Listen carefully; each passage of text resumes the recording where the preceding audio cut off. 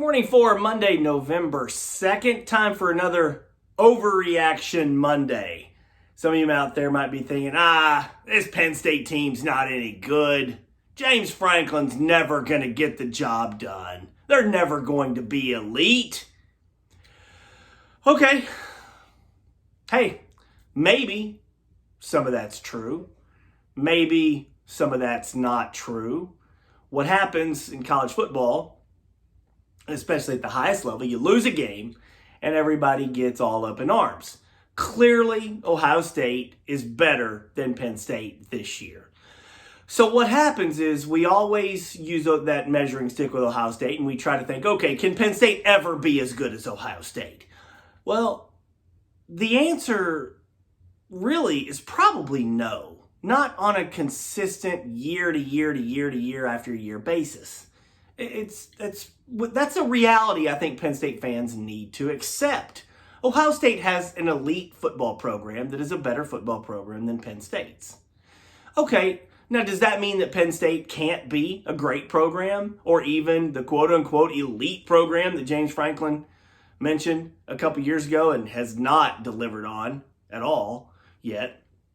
Well, sure, Penn State could get there. We kind of need to take a step back from the ledge after these losses in college football and try to look at the good and the bad. The bad, clearly Ohio State's better than Penn State. Justin Fields is better than Sean Clifford. Ohio State's got a better overall team than Penn State. And that's the reality, okay? But also, when you take a look at where Penn State is, it's still very good, going to be ranked in the top 25 most years. Although Penn State yesterday fell out of the AP Top 25 for the first time in 4 years. 63 consecutive polls since that tremendous upset win over Ohio State in 2016. That put Penn State into the top 25, and it had been in the top 25 every poll since then that it was eligible for anyway. And this week, Penn State is not in the top 25. So what can we expect from this Penn State football program? What we can expect is a really good team most years, a great team some years. Can Penn State be elite?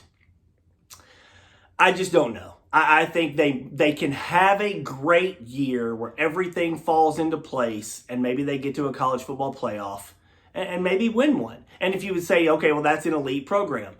Okay, it can be an elite year. Can Penn State be elite for a 4 to 5 year period like certainly in Alabama, Clemson, Ohio State? I don't know. I just don't know that that's really a realistic goal when Ohio State is in your division and they're already better than you.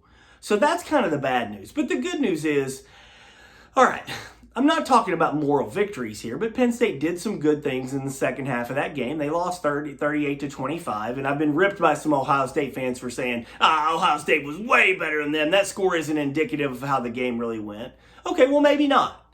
Maybe Ohio State is significantly better than Penn State, and that 13-point score is a little deceiving. I can grant that. But you have to look at it from Penn State's perspective of the things that it did well that they can build on. You got Maryland coming into town this week. Penn State has outscored Maryland 163 to 6 over the last 3 games. And Penn State's a 23.5-point favorite this week. Can Penn State figure it out and get better and find that medicine this week and start to turn around the rest of the season and still maybe go 7-2? Sure, that's a possibility. I did watch the end of that Maryland crazy finish, 17-point comeback in the fourth quarter against Minnesota, and Talia Tagovailoa looked really good. I think he could give Penn State some problems. But Penn State should beat Maryland, and then you kind of get back on track and you kind of right the ship this season. So that's the good news. This season is not over. Penn State can still be a good team. They can finish in the top 20. What Penn State fans really need to realize is this notion of being elite. This is why I never liked that James Franklin even put that out there, because you've set up an impossible standard almost. Not impossible. You've set up a standard that is so difficult to reach that it will always be held over your head. I, for one, believe that Penn State has really already peaked in the James Franklin era. Now, that doesn't mean that they can't still be very, very good. in a lot of years. But what Penn State did in 2016, winning the Big Ten, getting to the Rose Bowl, that was a tremendously talented team. Well, recruiting is down this year. Okay, so is this cycle, how are they going to get this cycle back going again for the next few years? Can Penn State really get to a college football playoff? Sure, it can. Will it? Being in the same division as Ohio State and Michigan, which is, a terrible loss for Harbaugh over the weekend to Sparty.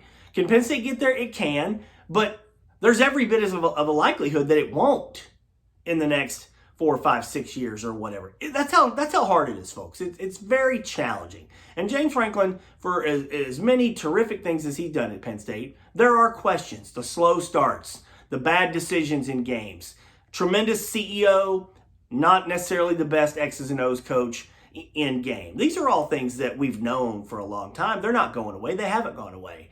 So Penn State can still be really, really good, maybe even great, but to become elite and to stay elite over a consistent period of time, no, I don't really think Penn State can get there right now. I'm not saying it can never happen, but I think that nugget is really so far off. And we saw the difference Saturday of just that divide between Ohio State and Penn State right now. Have a good day, folks.